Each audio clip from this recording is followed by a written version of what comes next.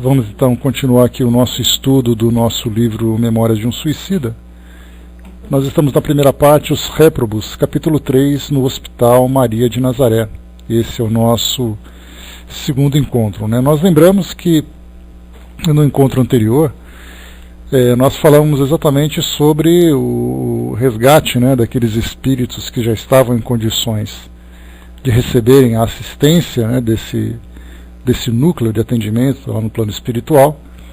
E aí então tivemos aqui a descrição, né, das primeiras impressões que Camilo teve ao chegar nessa instituição. Falamos ali sobre o cadastramento, né, de todos esses atendidos que chegavam. E aí então uma parte que interessante, né, que se destacou foi exatamente esse parágrafo, né? Conduzidos a um pátio extenso e nobre que lembraria antigos claustros de Portugal, fomos em seguida transportados em pequenos grupos de 10 individualidades para determinado gabinete, onde vários funcionários colaboravam nos trabalhos de registro. Aqui é a parte importante que eu comentei. Ali deixaríamos a identidade terrena, bem assim as razões que nos induziram ao suicídio, o gênero do mesmo, como o local em que jazeram os despojos. Caso o recém-chegado não estivesse em condições de responder, o chefe da expedição supriria rapidamente a insuficiência, pois mantinha-se presente à cerimônia, dando contas ao diretor do departamento da importante missão que acabava de desempenhar. Então aqui uma renovação total desses espíritos, porque o que nós vemos, né, o que nós percebemos aqui nessa passagem, inicialmente é uma total renovação dessas entidades, né, que começavam a passar por esse processo de mudança. Então deixava para trás a identidade do mundo físico, né, lembrando sempre que a identidade sempre está envolta em orgulho, em posição, numa questão de autoestima, né, então alta autoestima ou baixa autoestima, nos dois casos. Falava também sobre o caso do suicídio, lembrando de todos os dramas que o espírito viveu. Isso poderia fazer com que a sua mente revivesse todas aquelas situações que levaram, né, os espíritos àquele ato final. A mesma coisa também aqui colocado, né, que também não importava, né, onde eles viviam, onde estavam sepultados seus corpos. Isso porque a ligação, a conexão mental que esses espíritos tinham com seus corpos, bem como as próprias ligações fluídicas, também interferiam no seu desenvolvimento. Então nós vemos aqui zerando praticamente, né, tudo aquilo que o espírito viveu no mundo físico, para começar de uma forma absolutamente nova esse processo de reconstrução, né, da sua mente, né, e também da sua própria personalidade. Bom dia, abraço, bom dia, pessoal. Então, continuando aqui para nós, né, comentamos também que Camilo descreveu assim, né? Assim sendo, logo a chegada e imediatamente depois da matrícula, falava sobre aquele registro, né? Vocês se lembram, né? Registrando ali através das imagens, né?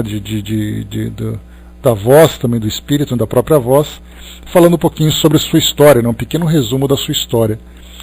Então, assim sendo, logo a chegada, imediatamente depois da matrícula, foram confiadas às damas funcionárias da vigilância, a fim de serem encaminhadas aos departamentos femininos. Desde, portanto, que nos matriculavam, éramos separados do elemento feminino. E aqui nós comentamos exatamente sobre a necessidade, né, da separação dessas personalidades para evitar qualquer tipo de influência, qualquer tipo de interferência no desenvolvimento, né, já que os espíritos ainda levavam consigo os instintos primitivos que nós vivíamos aqui no mundo material, em especial aqueles ligados à sexualidade, né, daí a necessidade dessa separação das personalidades. Então vamos lá ao nosso estudo de hoje. Dentro em pouco, entregue a novos servidores, cujas operosidades se desenrolavam além dos muros da instituição, fomos compelidos ao ingresso em novos meios de transporte que tudo indicava serem para uso dos perímetros internos, porquanto nos cumpria continuar a marcha iniciada desde o vale. Nossas viaturas agora eram leves e graciosas, quais trenós ligeiros e confortáveis, puxados pelas mesmas admiráveis parelhas de cavalos normandos, e com capacidades para 10 passageiros cada um. Ao cabo de 1 hora de corrida moderada, durante a qual deixávamos para trás o bairro da Vigilância, penetrando, por assim dizer, o campo, porque avançando em região despovoada, conquanto as estradas se apresentassem caprichosamente projetadas, orladas de arbustos níveos quais flores dos Alpes, avistamos grandes marcos, como arcos de triunfo, assinalando o ingresso em novo departamento, nova província da colônia correcional, localizada nas fronteiras invisíveis da terra, com a espiritualidade propriamente dita. Com efeito, lá estava a indicação necessária, entestando a arcada principal, norteando o recém-chegado, por auxiliá-lo no esclarecimento de possíveis dúvidas. Estava escrito então lá, departamento hospitalar. É interessante que, como eu falei para vocês nos nossos encontros anteriores, essas descrições dessa infraestrutura que existe no plano espiritual para dar suporte para os espíritos, de todas as ordens, tanto daqueles em condições mais graves, como é o caso dos suicidas, até mesmo como qualquer espírito que desencarna, de uma forma natural, de uma forma equilibrada, essa infraestrutura para nós é algo bastante novo, relativamente novo, vamos dizer assim, e ainda persiste aquela ideia de que o plano espiritual se mantém apenas num espaço vazio. Então, quando chegam para nós essas descrições, naturalmente primeiro surge a dúvida, para saber exatamente se isso é uma realidade. Depois nós começamos a ver a constância com que essas informações surgem através dos diversos livros de outros autores que também relatam a mesma coisa. E depois há a necessidade de nós começarmos então a embasar essas descrições a partir das próprias leis que regem o plano espiritual, no que diz respeito às construções a partir dos fluidos, as criações mentais e tudo mais. Então essas descrições para nós, sendo novas, tem a necessidade então de nós estudarmos com cuidado, evitarmos desprezar de imediato aquilo que os espíritos passam para nós, mas ao contrário nós procurarmos cada vez mais investigar essas descrições para entendermos que o mundo espiritual se desenvolve através de uma dinâmica, contando também com esses recursos de estruturas, de uma organização social, de uma organização técnica, para que possa dar suporte para todos aqueles que desencarnam. O Brás colocou, a ciência está mais adiantada do que os espíritas, ela fala em universo paralelo, talvez com o que dos espíritas. Essas questões ainda são teorias, Brás? A gente lembra que a física teórica, diferente da física newtoniana, aquela física clássica, que trata exatamente do mundo físico, a física teórica ela apresenta para nós ali teorias, possibilidades, então vão se desenvolvendo aos poucos, até que haja possibilidade de comprovações reais, como por exemplo, como o próprio Einstein fala sobre a teoria da relatividade, ele afirma que quanto mais rápido se viaja no espaço, mais lentamente o tempo passa.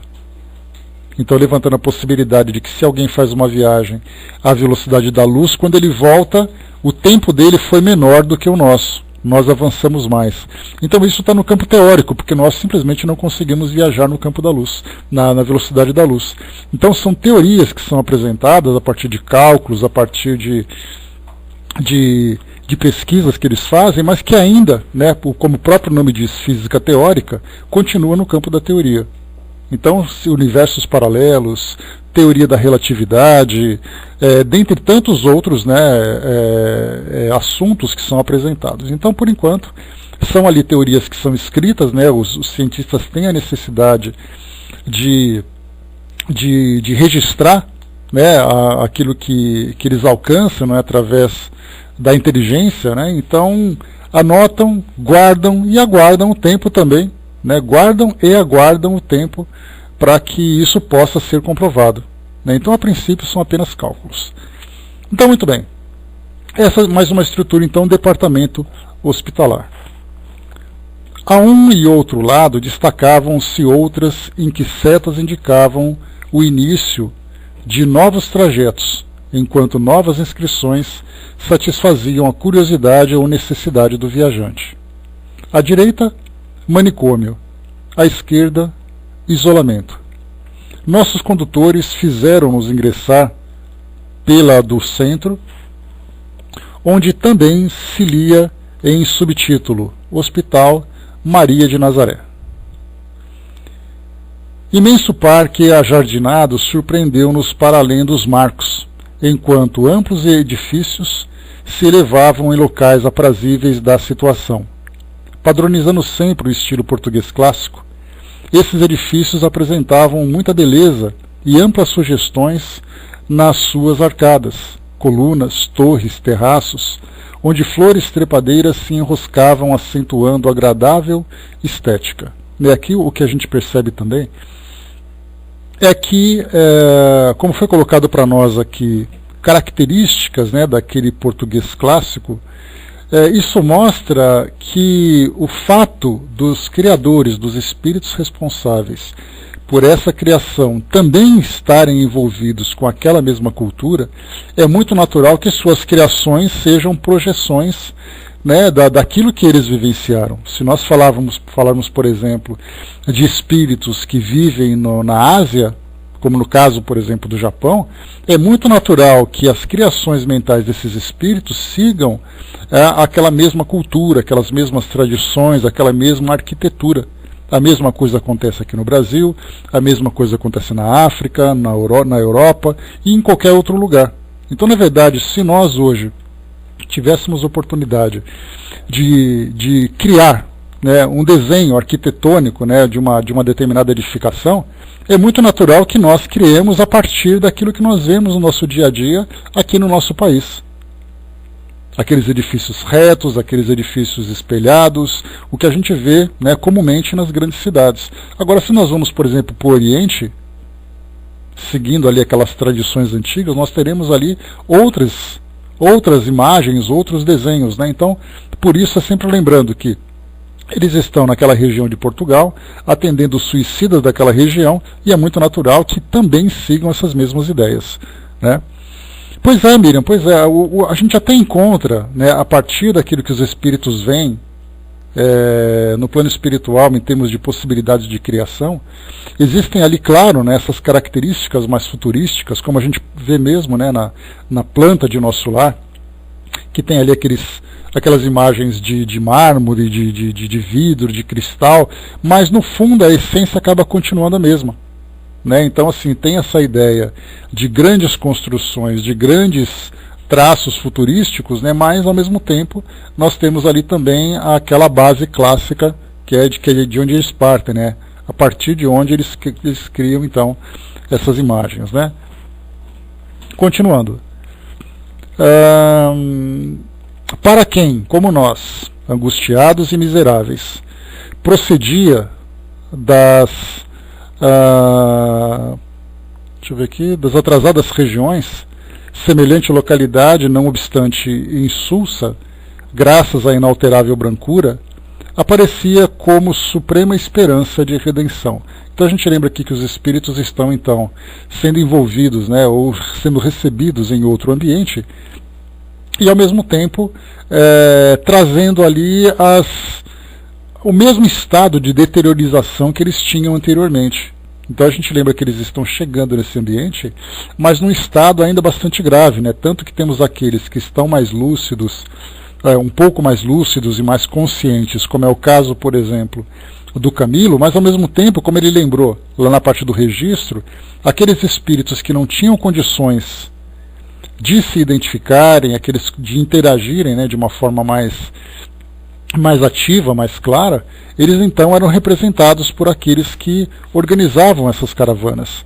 Então, dessa forma, nós vemos assim que, embora essa descrição pareça assim, né, um estado de lucidez plena, na verdade o estado deles continua sendo ainda deplorável, eles não tiveram mudanças, né? Então aqueles que estavam feridos, angustiados e tudo mais, continuam levando essas mesmas características, eles acabaram de chegar.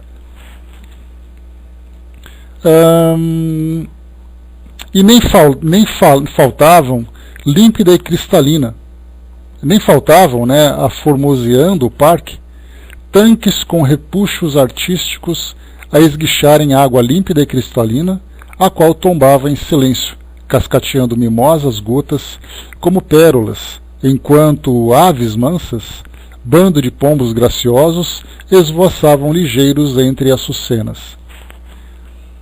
Ao contrário das demais dependências hospitalares, como o isolamento e o manicômio, o Hospital Maria de Nazaré, ou Hospital Matriz, não se rodeava de qualquer barreira. Apenas árvores frondosas, tabuleiros de açucenas e rosas teciam-lhe graciosas muralhas. Muitas vezes pensei, quando dos meus dias de convalescença, como seria arrebatadora a imagem se a policromia natural rompesse o sudário nível que tudo aquilo envolvia, entristecendo o ambiente de incorrigível monotonia. Fatigados, sonolentos e tristes, subimos a escadaria. Grupos de enfermeiros atenciosos, todos homens, chefiados por 2 jovens trajados à indiana, assistentes do diretor do departamento, os quais mais tarde soubemos chamarem-se Romeu e Alceste.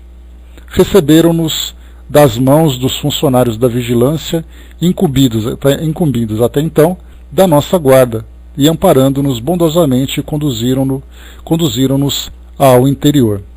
Então, exatamente, Brás, esse início mostra para nós exatamente o que era.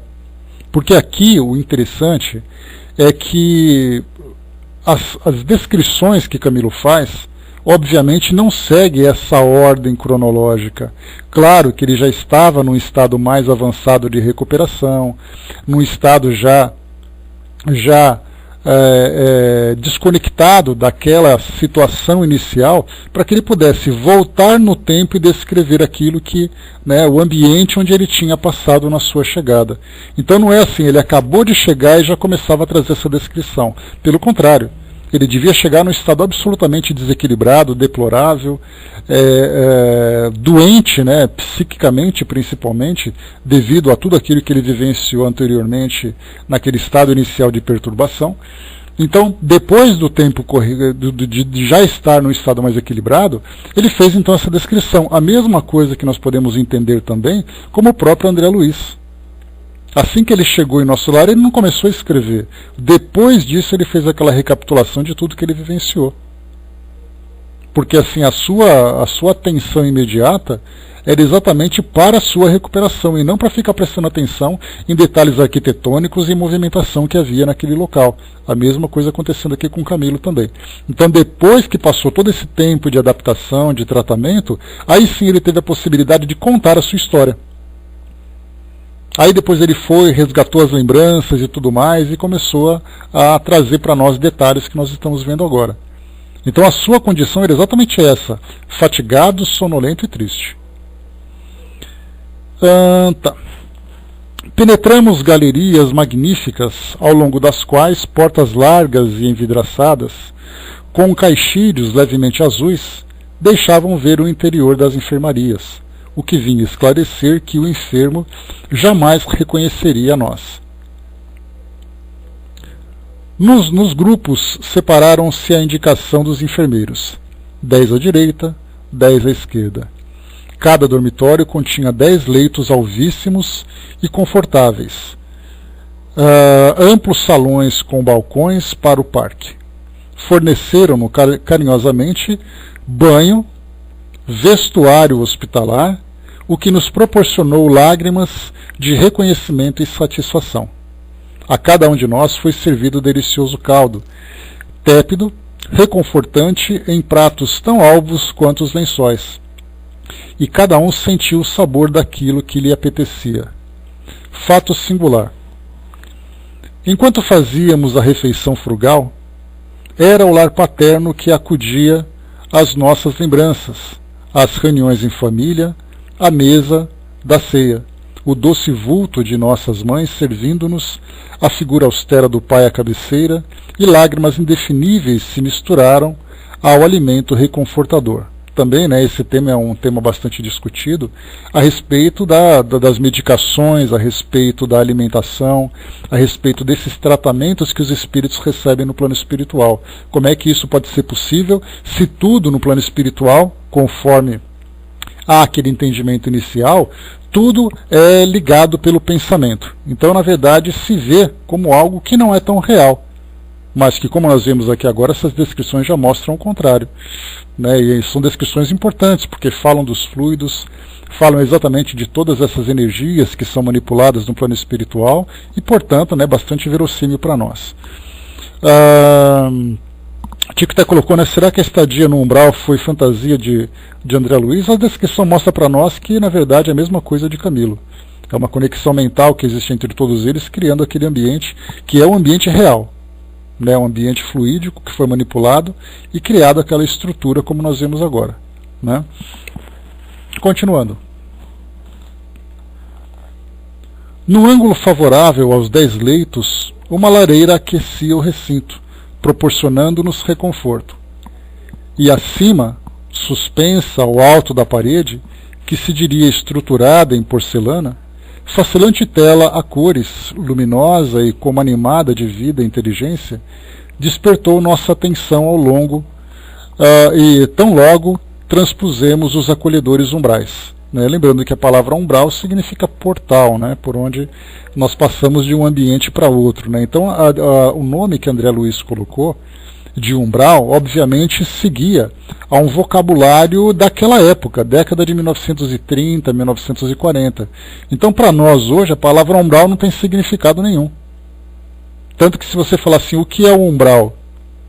A primeira coisa que você vai imaginar, para aquele que já leu livros, como por exemplo de André Luiz, vai se lembrar de imediato desse ambiente no plano espiritual. Mas para aqueles que nunca leram, não vai nem fazer ideia do que significa.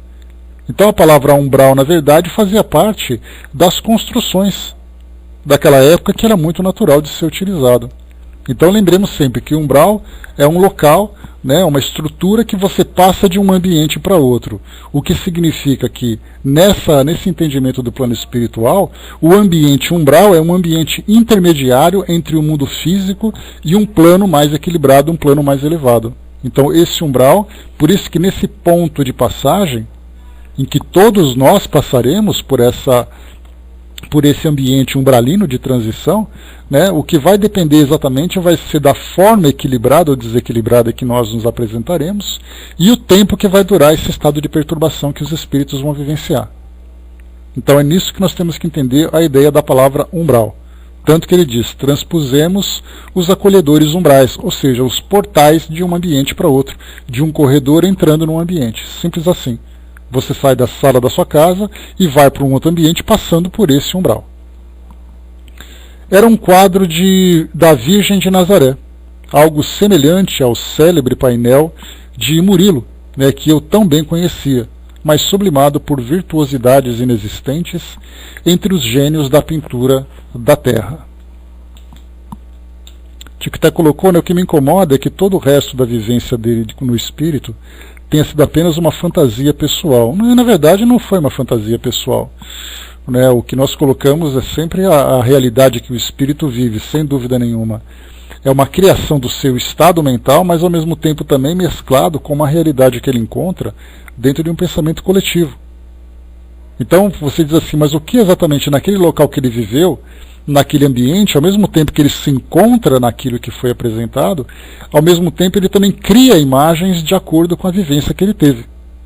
Então, na verdade, ele está descrevendo aquilo que ele teve, e é importante que a gente tenha que lembrar. As descrições que ele coloca, elas também são endossadas por outros espíritos que tiveram experiências semelhantes, não a mesma experiência. No caso de Camilo, por exemplo, ele traz para nós uma descrição, e essa descrição ela tem ali um ambiente diferente devido ao seu estado de perturbação. né? Então, quando a gente coloca, se entra nesse estado que você colocou agora, clicar no valor 0, depende do tipo de valor que você dá para esse estudo que está sendo apresentado por ele. Porque quando nós falamos que a doutrina espírita se baseia numa fé raciocinada, se é fé, você não tem comprovação, mas você começa a ter um entendimento a partir do raciocínio que você desenvolve. Tudo aquilo que traz do plano espiritual jamais vai ser para nós algo que possa ser atestado a partir das nossas ciências. Então, até mesmo você dizer que o espírito fala, que o espírito continua vivo, é uma questão de fé. Começa por aí. Então, quando nós colocamos, se você disser assim que os espíritos, por exemplo, no plano espiritual, podem se comunicar, para um psiquiatra ele não vai entender assim, ele vai dizer que isso na verdade é uma dupla personalidade. Né? Então essa é a grande questão. Né? Mas aí você está teimando num ponto que como eu já tinha comentado. Ele fez uma descrição que outros espíritos fizeram descrição semelhante. Então nós estamos ali criando um conjunto de ideias para formar uma ideia geral. Aquilo que ele vivenciou pessoalmente, individualmente, é coisa dele. Mas a situação em que ele se apresentou, existem situações semelhantes que trazem para nós exatamente esse objeto de comparação para que a gente possa desenvolver esse raciocínio. Então, a mesma coisa, eu fiz uma viagem e eu conto para vocês como foi essa viagem. Isso foi meu caso. Foi uma experiência pessoal que eu tive. Então, na verdade, isso que eu estou contando é a partir da minha perspectiva. Quando outros começam, então, a trazer perspectivas semelhantes, nós começamos, então, a criar esse quadro geral. Vamos em frente.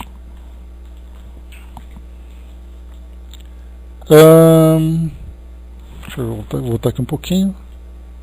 Ao terminarmos a refeição, eis que 2 varões hindus entraram em nosso compartimento, apresentando particularidades que nos deixavam reconhecer como médicos. Faziam-se acompanhar de 2 outros varões, os quais deveriam acompanhar-nos durante toda a nossa hospitalização, pois eram responsáveis pela enfermaria que ocupávamos. Chamavam-se estes Carlos e Roberto de Canalejas. Eram pai e filho, respectivamente, e quando encarnados haviam sido médicos espanhóis na Terra.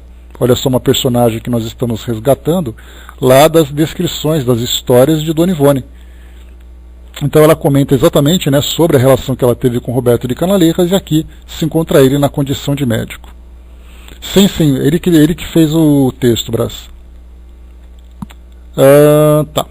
Era, no entanto, imperfeitamente que a todos eles percebíamos, dado o estado de debilidade em que nos encontrávamos. Então aqui mais uma vez ele fala exatamente sobre o seu estado naquele momento do seu atendimento.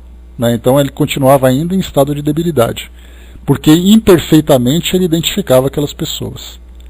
Dir-se-ia que sonhávamos e que vimos narrando ao leitor só podia ser, e o que vimos narrando ao leitor só podia ser por nós entrevisto como durante oscilações do sono. Ou seja, era aquela ideia de acordava, ficava meio adormecido, acordava de novo, e no meio desses estados de inconsciência, tinha ali leves percepções daquilo que acontecia à volta. E o detalhe também, esse estado de sono, que nós já podemos inclusive chegar a essa conclusão, esse estado de sono era um estado perturbado, misturado com aqueles pesadelos. Então, na verdade, eles estavam ali acordados, dormindo, mas ao mesmo tempo num estado constante de agitação.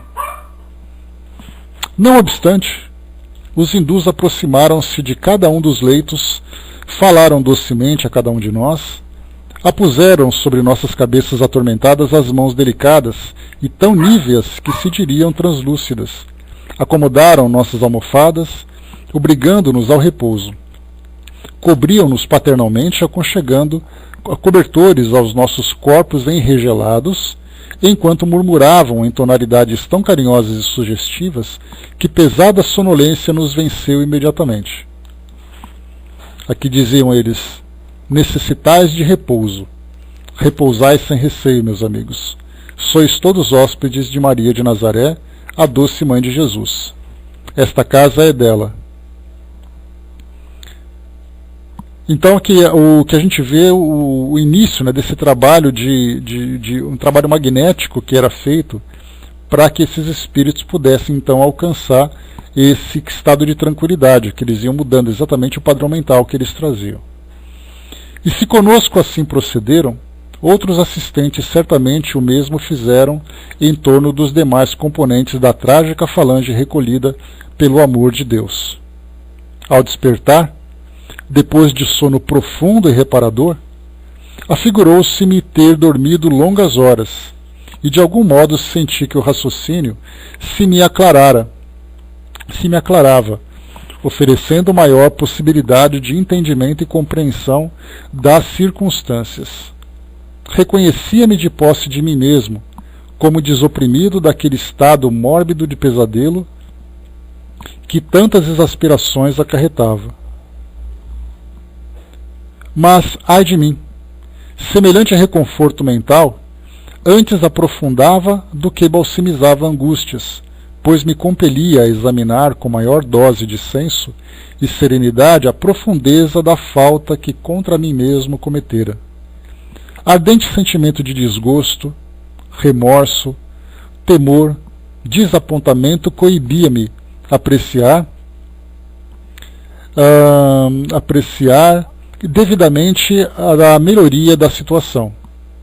E incômoda sensação de vergonha chicoteava-me o pudor, gritando ao meu orgulho que ali me achava indevidamente, sem quaisquer direitos a me assistirem, para tanto, unicamente tolerado pela magnanimidade dos indivíduos altamente caridosos, iluminados pelo vero amor de Deus.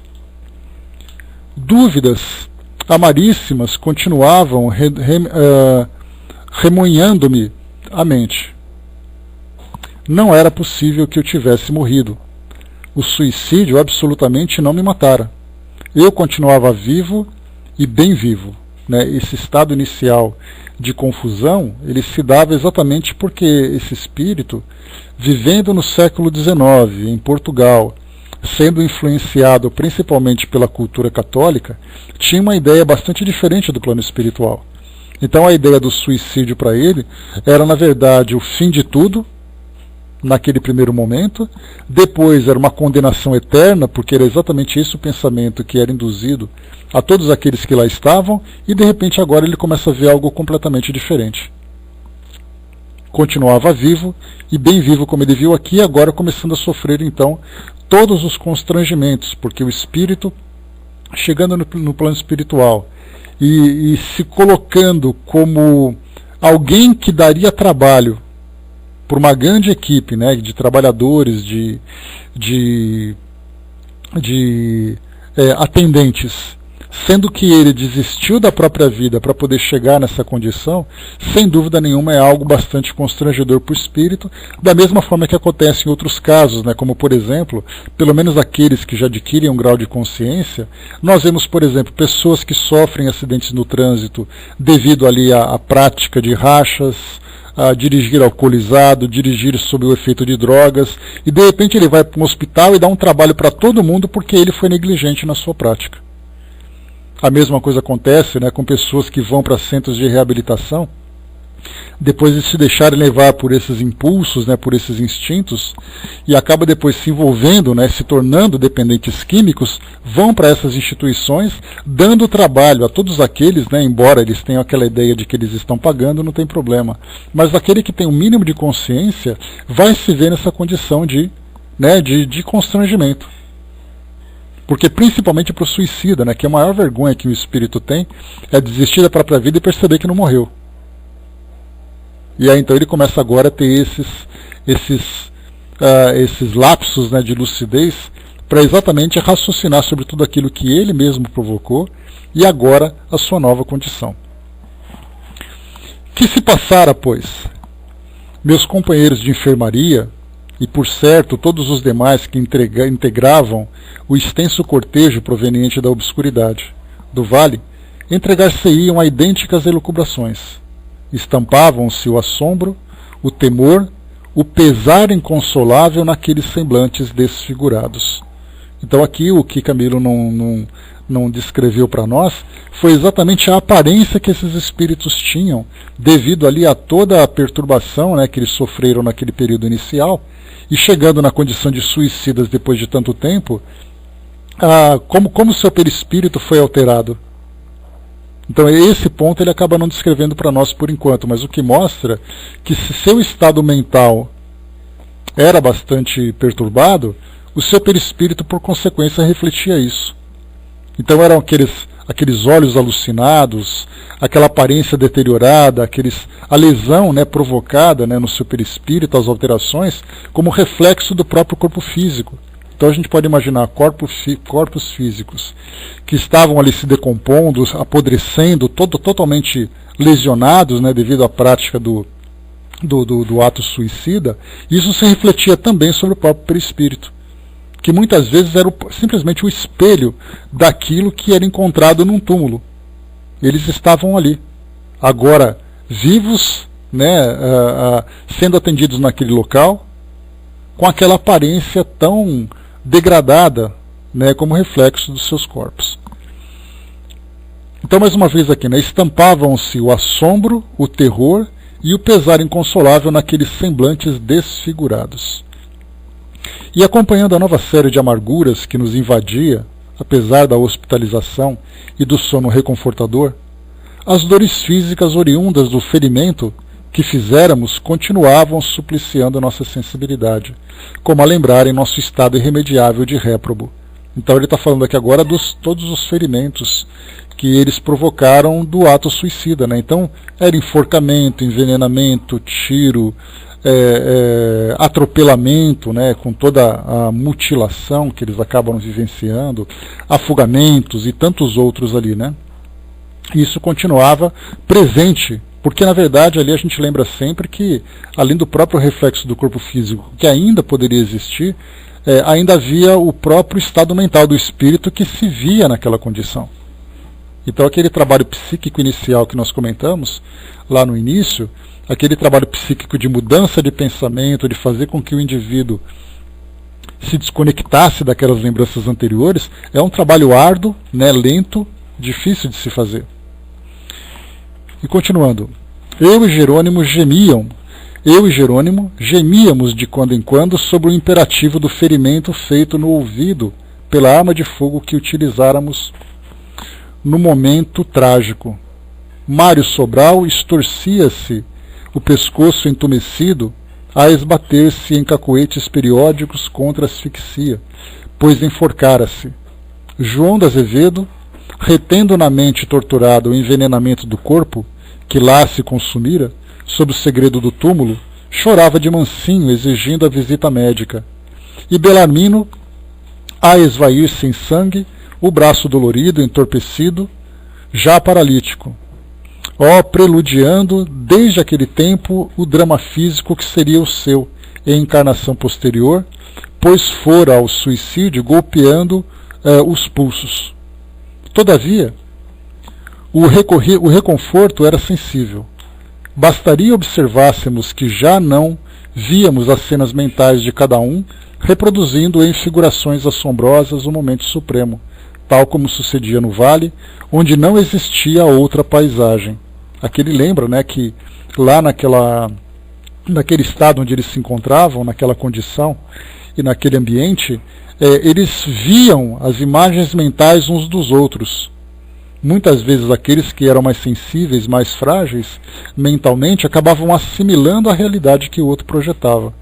Aqui agora o que ele estava dizendo era exatamente isso, que ali para eles era mais tranquilo, porque eles sofriam apenas o próprio drama, não era potencializado pela influência dos outros. Por isso ele coloca para nós, mais uma vez aqui, todavia o reconforto era sensível.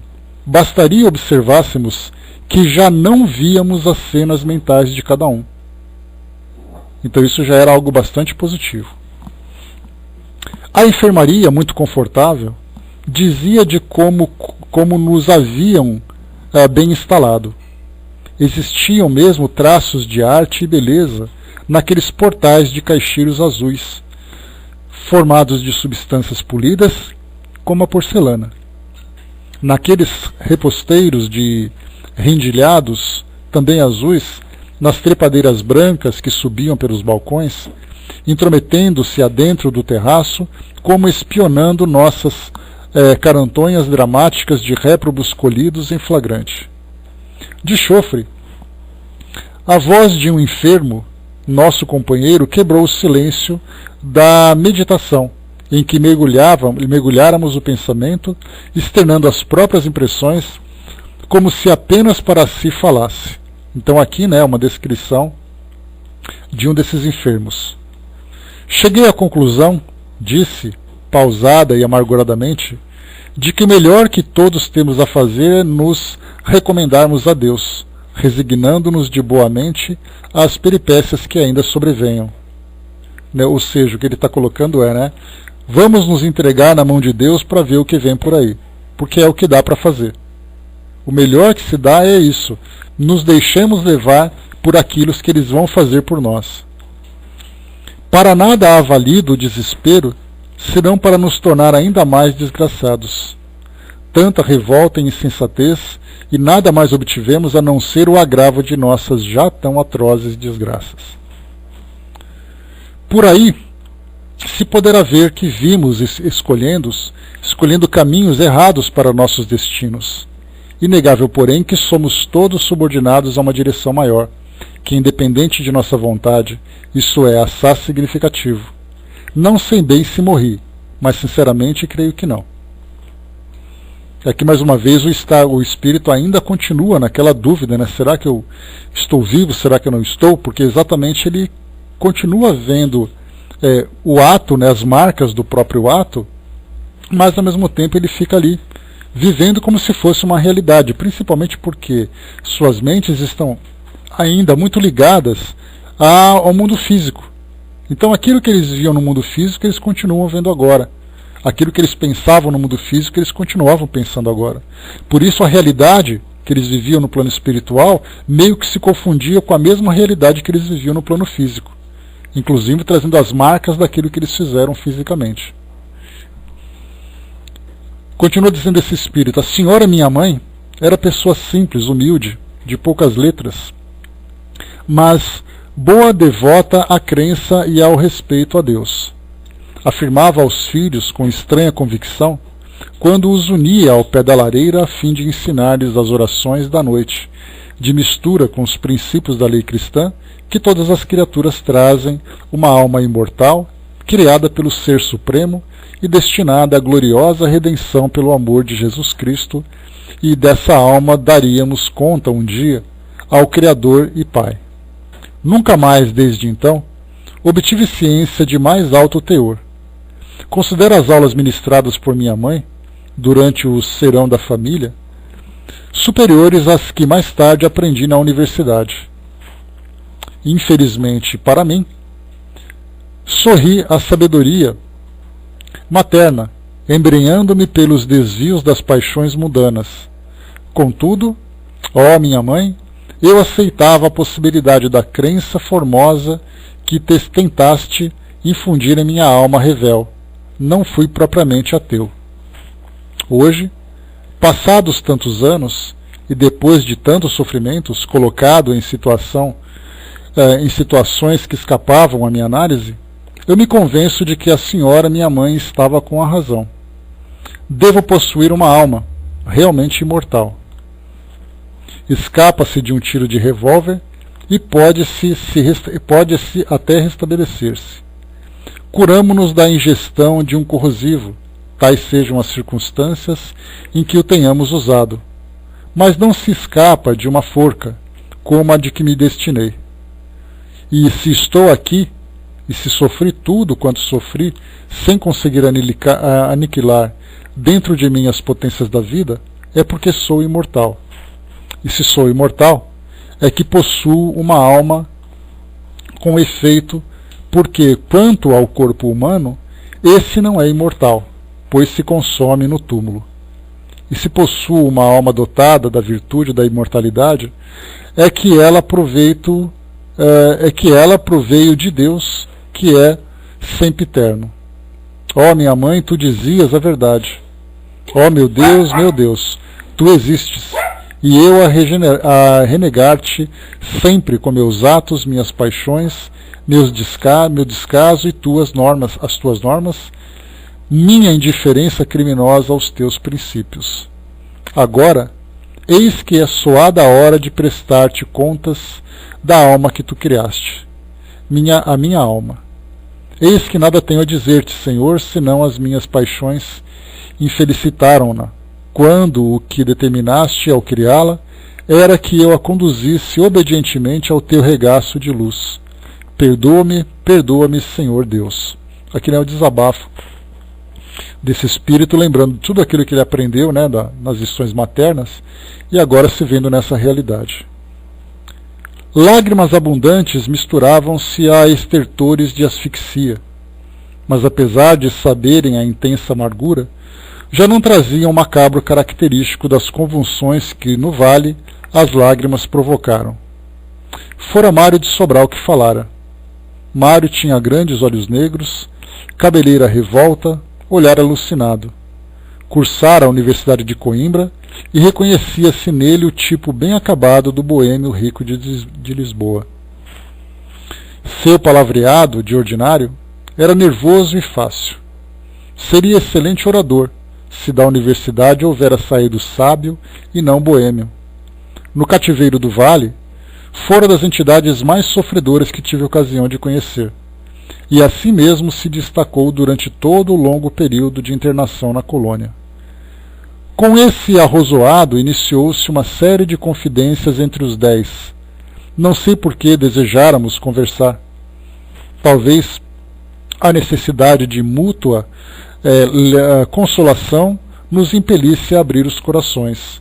Recurso, aliás, ineficiente para lenificar angústias, porque se é difícil a um suicida o consolar-se, não será certamente recordando dores e desgraças passadas que logrará amenizar a penúria que lhe oprime a alma, né? Então, o que é interessante é a gente ver que aqui no nosso mundo físico é muito comum. Se nós encontrarmos, por exemplo, duas pessoas hospitalizadas e elas estiverem próximas uma das outras, né, é muito natural que elas comecem a conversar e de repente cada uma começa a contar o seu problema. Isso acontece num hospital, isso acontece num consultório médico, isso acontece num velório, as pessoas têm necessidade de dizer. E ali nesse caso, encontrando 10 pessoas na mesma condição, é muito natural que eles comecem então a trocar as experiências, né? O que foi colocado aqui, Braz, exatamente o que ele colocou agora, né? Era uma necessidade que eles tinham de falar. Se isso vai ser bom ou se não vai ser bom, na influência que um exerce para o outro, muitas vezes pode ser até negativo. Porque é aquela coisa, né? Conforme você vai ouvindo essas histórias e você vai interagindo com aquele que está com quem você conversa, você muda o seu padrão vibratório, até muitas vezes assumindo aquilo que ele está descrevendo. Porque ele colocou exatamente aqui, ó. Talvez a necessidade de mútua consolação nos impelisse a abrir os corações. Recurso, aliás, ineficiente para lenificar angústias, porque se é difícil a um suicídio consolar-se, não será certamente recordando dores e desgraças passadas que logrará amenizar a penúria que lhe oprime a alma, né? Então, quer dizer, falando sobre isso não vai fazer nada melhor, mas é muito natural. Como eu comentei com vocês, né? Se nós fazemos isso no nosso dia a dia hoje, você está num consultório, você está em qualquer desses ambientes, você começa a falar sobre tudo isso, para esse caso do suicida, recordar aquelas lembranças, as causas que o levaram, todo o sofrimento que foi provocado, a forma como ele desencarnou, acaba no fim das contas, né, gerando então essa troca de experiências. Exato, Tico-Teco, né? Então, assim, há aqueles que falam mais, há aqueles que só ouvem, há aqueles que ficam quietinhos, mas de um modo geral a ideia está sendo lançada, né, para todo mundo. E aqui diz o outro, né? És forte em dialética, amigo, e felicito-te pela progressão do modo de raciocinar.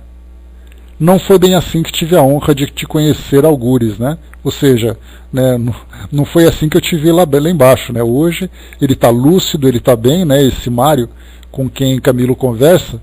Então ele está lembrando exatamente, né, que nesse vale, naquele estado inicial, ele não era tão assim fluente, né, na sua forma de se expressar. Agora sim ele começa a apresentar uma certa lucidez. Então ele diz assim, né? Chasqueei eu a quem incomodara muito a quebra do silêncio.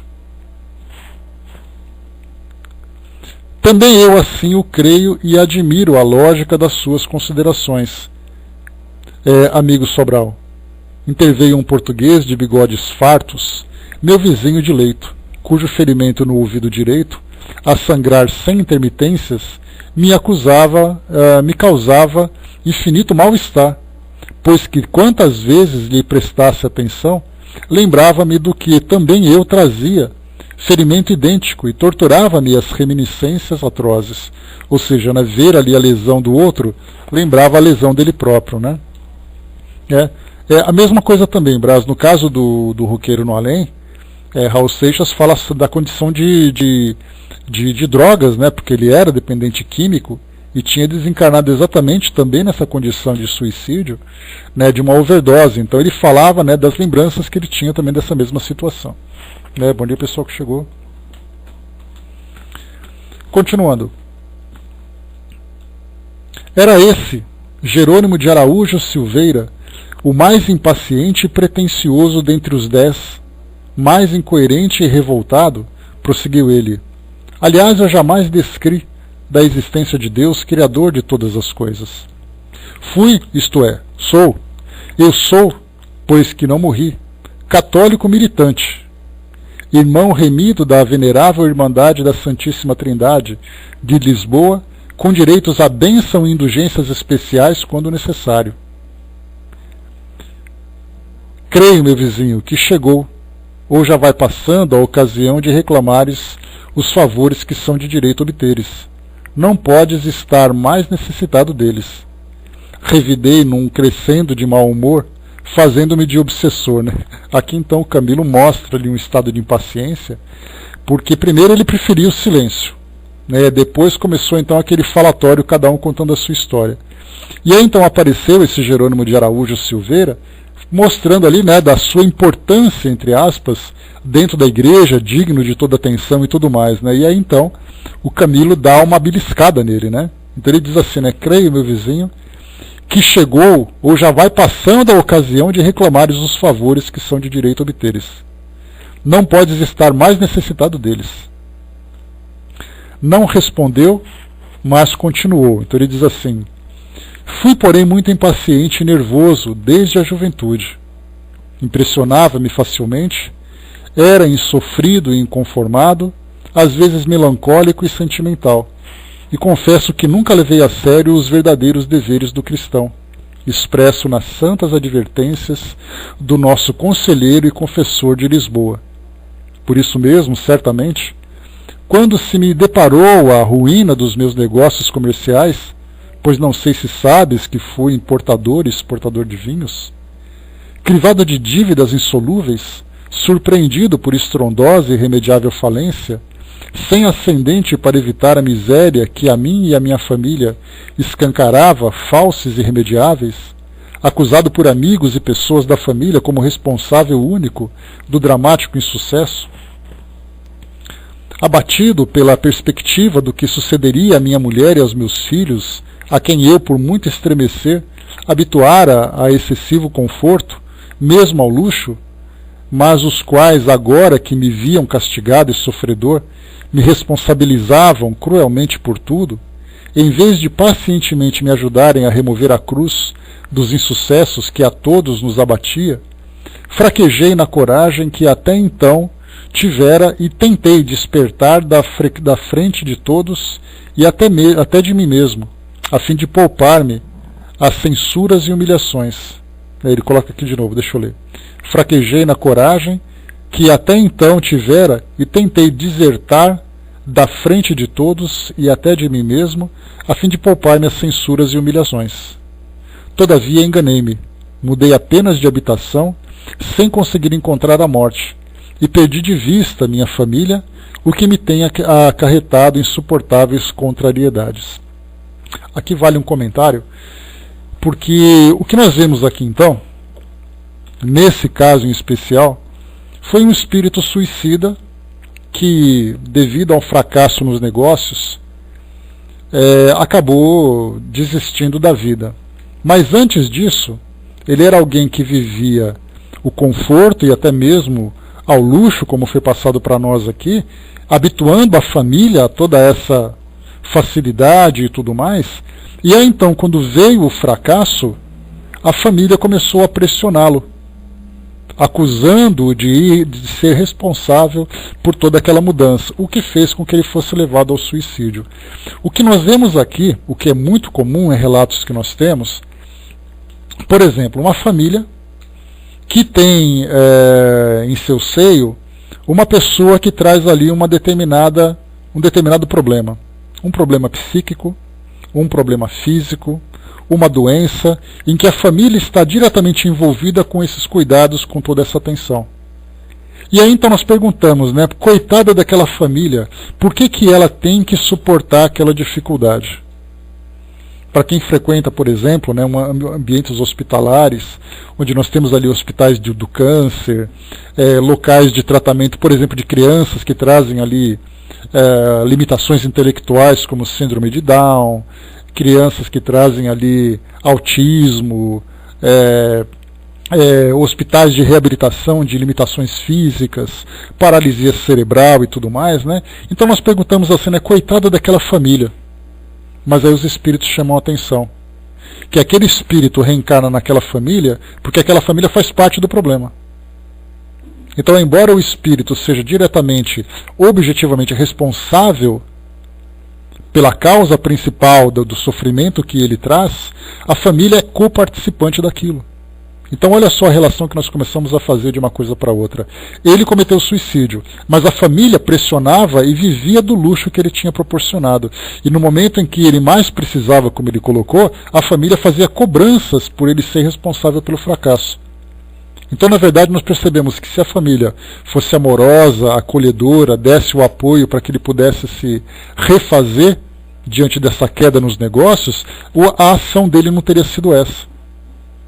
Então é por isso que nós vemos que, na verdade, nós temos ali as provas que muitas vezes o indivíduo acaba vivendo, é uma prova que envolve toda a família. Quando nós temos, por exemplo, um indivíduo que é um toxicômano, um dependente químico, um alcoólatra, que vive numa família, que a família fala assim, eu não sei por que nós estamos vivendo esse problema. Mas ela fala, eu não sei, como se não tivesse culpa da dificuldade. Sendo que, na verdade, muitas vezes, se nós voltarmos no tempo, nós poderemos ver que aquela família pode ser direta, ou indiretamente, ou diretamente responsável por aquele estado do espírito. Exatamente, André, é uma responsabilidade compartilhada. Então isso é importante para nós. Que ao encontrarmos situações assim, que nós temos ali um indivíduo que traz as suas dificuldades, que ele pode ser um problema para a família, ou ele pode ser, na verdade, ter ali uma dificuldade que a família acolhe amorosamente. Nós temos ali, né, a família que pode participar diretamente para ajudar na resolução do problema, como a família pode ver aquilo como um problema dela. Um problema que foi causado tirando ali toda a sua tranquilidade e seu sossego. Né? Então, nesse caso, né, Dudu, esse véu do esquecimento, como os espíritos dizem para nós, tem o objetivo exatamente de fazer com que nós deixemos nessa condição de adormecimento as causas que provocaram aquilo. Porque muitas vezes a lembrança pode ser um agravamento do quadro. Porque aí então o espírito vai se ver naquela condição e ver que a família poderia ter feito diferente e não fez. E então ele se revolta cada vez mais, ou a família se revolta cada vez mais. Então o esquecimento do passado vem exatamente como esse véu, que vai apagar temporariamente aquele passado para permitir que eles então se desenvolvam a partir daquele presente. Então essa passagem é extremamente importante. Como nós vimos aqui, a indiferença da família, a cobrança da família, que foi uma das causas responsáveis por esse ato que ele praticou.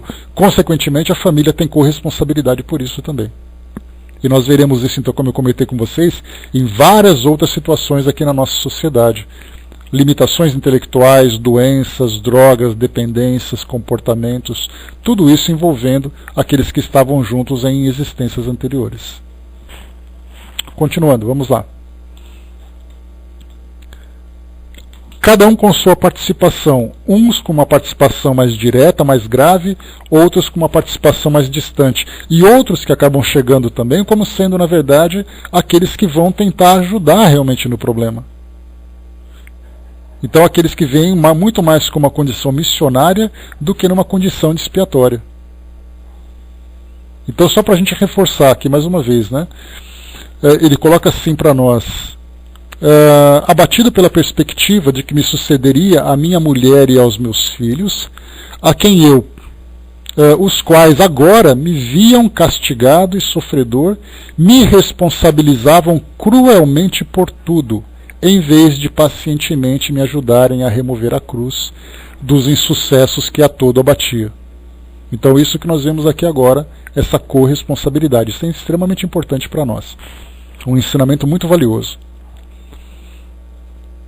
E ele diz assim, então, depois, né? Aí o outro colega respondeu, então, pro Jerônimo, né? Pro Jerônimo, não, qual é o nome dele aqui? É o Jerônimo. Esse que era o mais falador, né? Sim, é lastimável, tornou Mário, na mesma tonalidade acabrunhada, como se não tivesse ouvido o precedente. Quer dizer, um vai falando em cima do outro, né? Não tem aquela sequência, né? Agora foi o Mário que falou como se o outro não tivesse dito nada.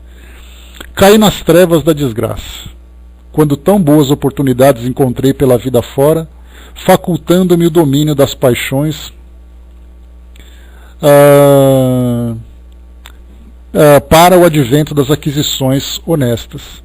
Esqueci-me de que o respeito a Deus, à família, ao dever, seria o alvo sagrado a atingir, pois recebi bons princípios de moral na casa paterna. Jovem, sedutor, inteligente, culto, envaideci-me com os dotes que me assistiam e cultivei o egoísmo, dando asas aos instintos inferiores que reclamavam prazeres sempre mais febriciantes. A convivência afetada da universidade fez de mim um pedante, um tolo cujas preocupações únicas eram as exibições vistosas, se não escandalosas. Daí o perder-me no roldão das embocaduras das paixões deprimentes. E depois, quando não mais consegui encontrar-me a fim de reconduzir-me a mim próprio, procurei a morte supondo poder esconder-me dos remorsos atrás do ouvido de um túmulo. Enganei-me. A morte não me aceitou. Encontro-me de certo demasiadamente vil para me honrar com sua proteção. Por isso devolveu-me a vida quando o coveiro teve a honra de cobrir minha figura repulsiva da frente da luz do sol. Minha mãe, porém, essa sim, não se enganou. Eu sou imortal. Jamais, jamais morrerei. Hei de existir por toda a consumação dos evos em presença daquele que é o meu Criador. Sim, porque para sobreviver às desgraças que cruciaram o meu sentir, desde a noite aziaga da primavera daquele ano de 1889, só um ser que seja imortal. Então aqui esse Mário conta a sua história em 1889, né, proclamação da República aqui no Brasil, e lá em Portugal um homem cometeu suicídio, coisa que acontecia, né, com muita frequência em todos os lugares. Alongou os olhos com gestos, como chamando recordações passadas para o minuto presente, e murmurou arquejante, apavorado, frente à página mais negra que lhe desvirtuava a consciência. Sim, meu Deus, perdoa-me, perdoa-me. Eu me arrependo e submeto-me, visto que reconheço que errei. Perdi-me diante de ti, meu Deus, à frente da desesperadora paixão que nutri por Eulina, mas, se me permites, reabilitar-me-ei por amor a ti. Né? Então aqui, ele continua ainda, né? Deixa eu continuar o raciocínio. Eulina, tu não valias sequer o pão que eu fornecia para saciares tua fome. Contudo, eu te amava acima de todas as conveniências, a despeito até da própria honra. Eras pérfida, malvada. Eu, porém, inferior devia ser, ainda mais do que tu, porque casado, sendo minha esposa nobre e digna senhora, era pai de 3 inocentes criancinhas, às quais devia amor e proteção. Abandonei-os por ti, Eulina. Desinteressei-me de seus encantos porque me arrebatei irremediavelmente pelos teus estranha beleza dos torrões sul-americanos que tu eras. Olha só, hein? Torrões sul-americanos. Será que era brasileira? Oh, como eras linda!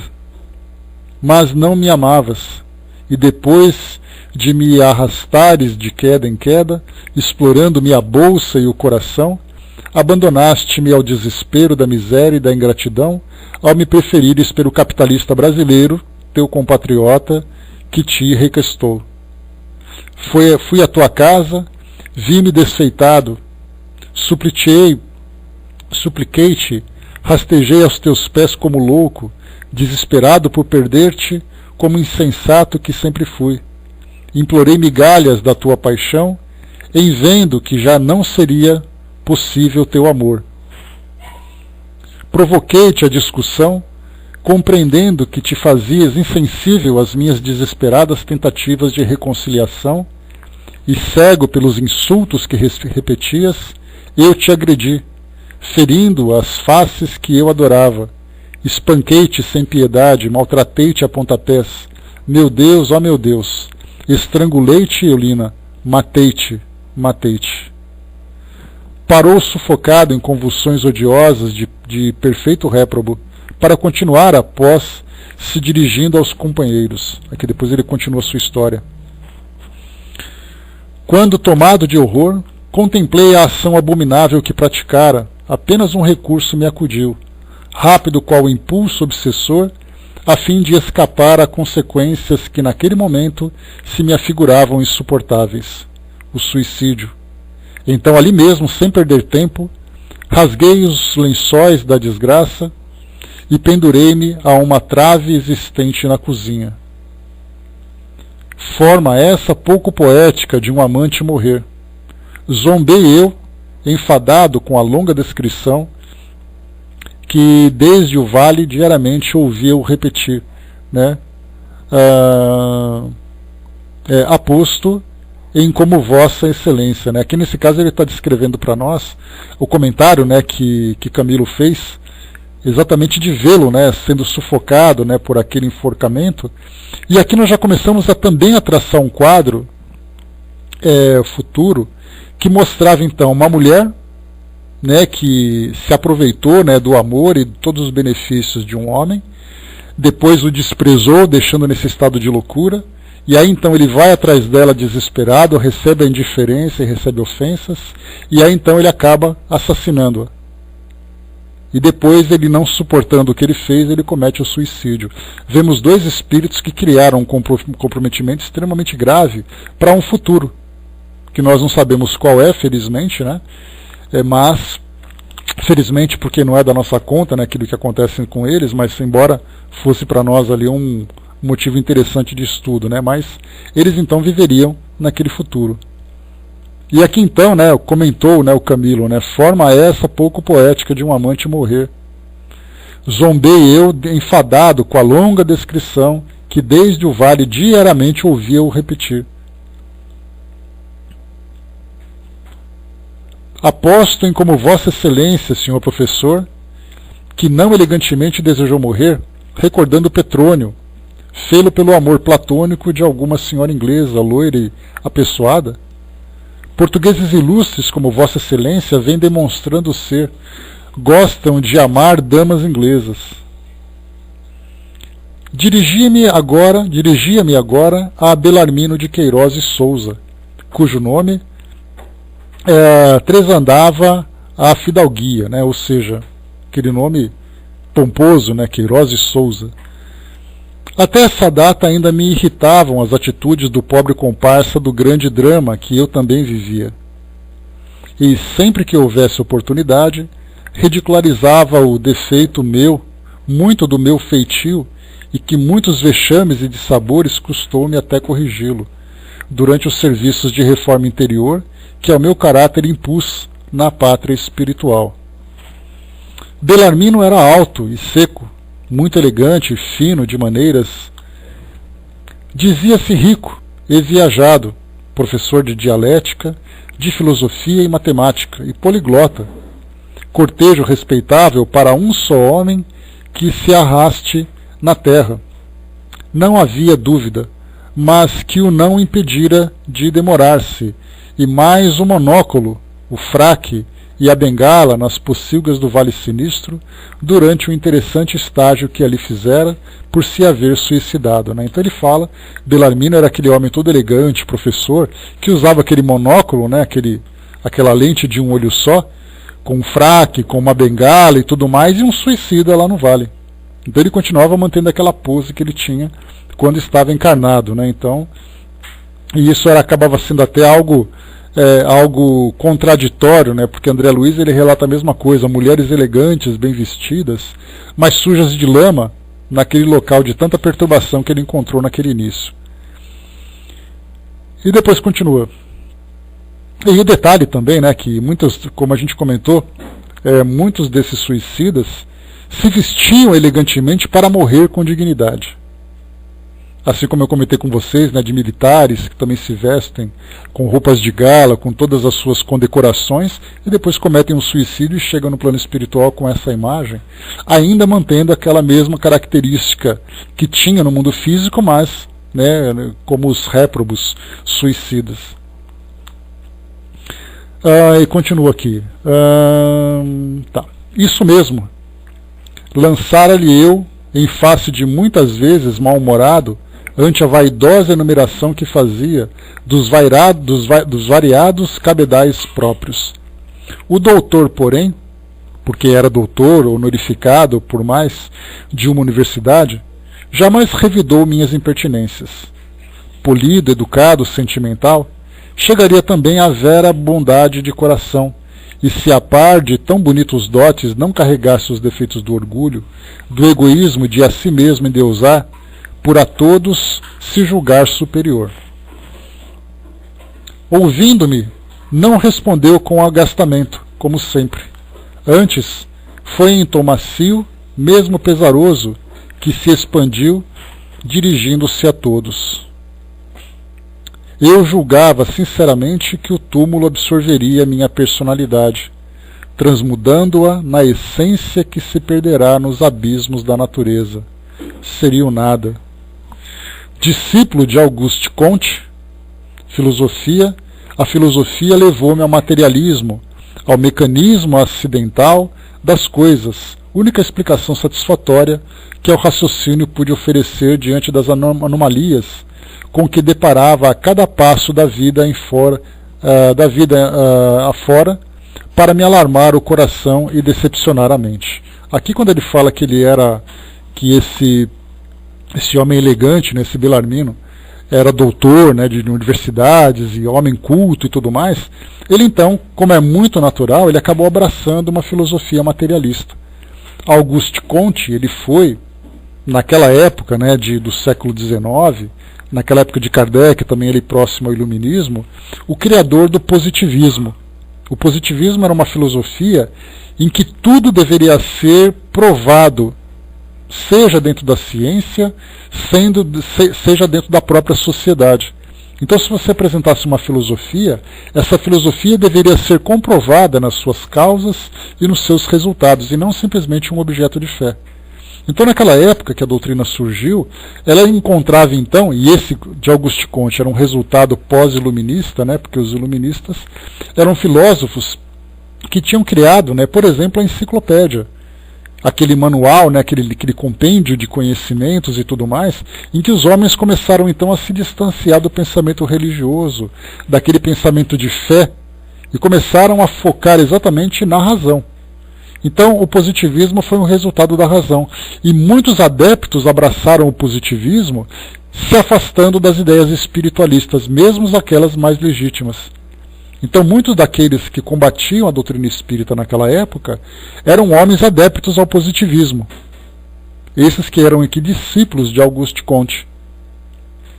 Então, aqui nós encontramos mais um. Então, ele era um homem de grandes conhecimentos, um homem douto, né, com experiências dentro das universidades, abraçando então essa filosofia, e aí simplesmente ele abriu mão da vida por uma decepção, porque ele não acreditava em nada além do mundo físico. Então, algo muito, muito, muito característico dele. Deixa eu ver aqui. Aqui é um texto meio longo, que ele vai contando a sua história, né, esse professor. Então nós vamos fazer o seguinte, nós vamos parar por aqui, e voltaremos então na história de Belarmino, aqui na página 41, no nosso próximo encontro. Porque assim a gente consegue depois pegar todo o caso dele, né? A gente já viu aqui outros casos, que foi contado aqui em cima para nós, né? Como por exemplo, né, o do... Deixa eu ver aqui o nome dele.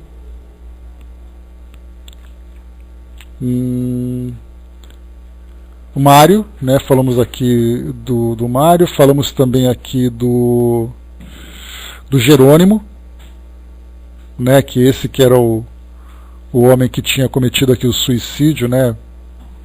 Por causa dessa decepção amorosa. Aquele que cometeu o suicídio antes disso, né? Depois de ter matado, né? Aquela que seria a sua amante, né? Porque já que ele abandonou a família por causa dela. E agora nós vamos então contar a história do Belarmino.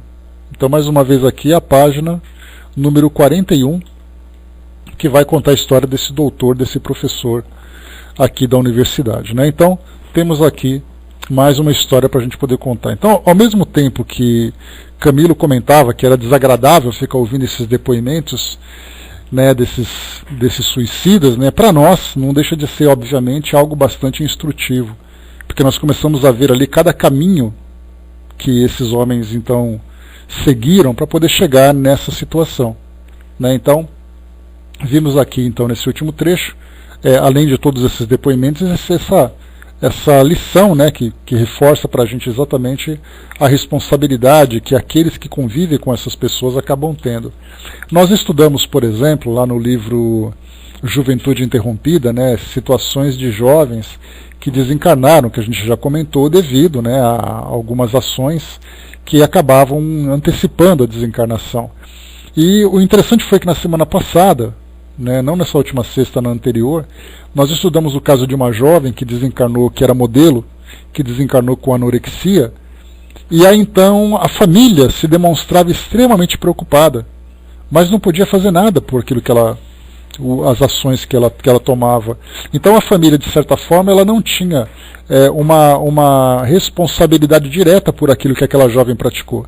E no futuro até poderia se colocar na condição de uma família que acolheria esse espírito para ajudá-la na sua evolução, já que fracassaram numa anterior. Mas eles não carregariam uma culpa pela responsabilidade daquilo que ela vivenciou. E a mesma coisa também que acontecia foi o caso de a jovem que praticou o aborto. Também a mesma coisa, né? Cometeu aquele ato, acabou